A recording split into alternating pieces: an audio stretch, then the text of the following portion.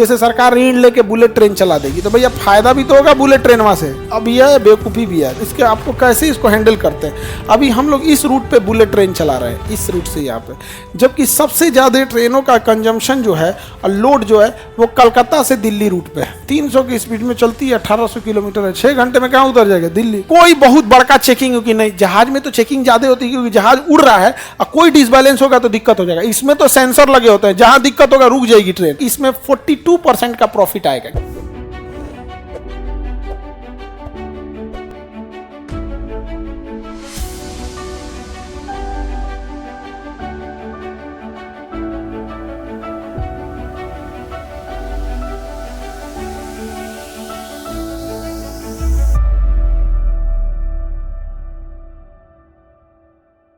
जैसे सरकार ऋण लेके बुलेट ट्रेन चला देगी तो भैया फायदा भी तो होगा बुलेट ट्रेन वहां से, रेवेन्यू भी तो होगा। उसी पैसा से उसका धीरे धीरे करके क्या चुका दिया जाएगा, ऋण चुका दिया जाएगा। क्या चुका दिया जाएगा, ऋण चुका दिया जाएगा। अपने से सोच के देखो, कल जैसे अभी संचित बिल लोन लेने में अगर सही जगह लोन का यूज करिएगा तो खतरनाक नहीं होता है, लेकिन अगर लोन लेके उसको गंवा दीजिएगा तो भैया तो बर्बादी हो जाएगी। अब तो लोन लेना समझदारी अब यह बेवकूफ़ी भी है, इसके आपको कैसे इसको हैंडल करते हैं।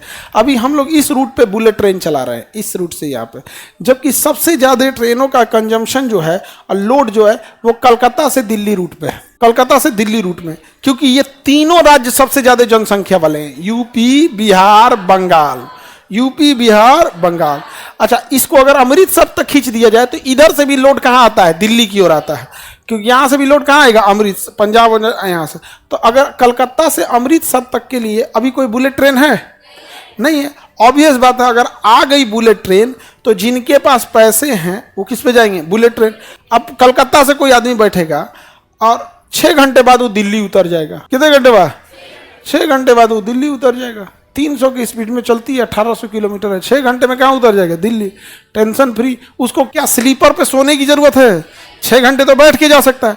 जब बैठ के जाएगा तो उसी ट्रेन में ज्यादा लोग अटेंगे कि कम लोग, ऑब्वियस बात है ज्यादा लोग। अब भैया हमारी ट्रेनें जगह 2 दिन ले लेती हैं तो कोई बैठ के जा ही नहीं सकता, तो मजबूरी में स्लीपर देना पड़ता है, और स्लीपर में फिर जगह कम रहेगा, जगह कम मारेगा। दूसरा, ये फटाक से पहुंचेगी तो रिटर्न भी फटाक से मार देगी, तो एक तो ज्यादा लोगों को ले भी गया अब तुरंत रिटर्न आके भी लेके चला गया।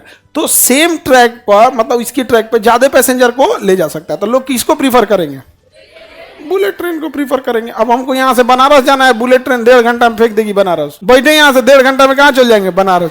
अब कोई बहुत बड़का चेकिंग होगी नहीं, जहाज में तो चेकिंग ज्यादा होती है क्योंकि जहाज उड़ रहा है और कोई डिसबैलेंस होगा तो दिक्कत हो जाएगा। इसमें तो सेंसर लगे होते हैं, जहां दिक्कत होगा रुक जाएगी ट्रेन।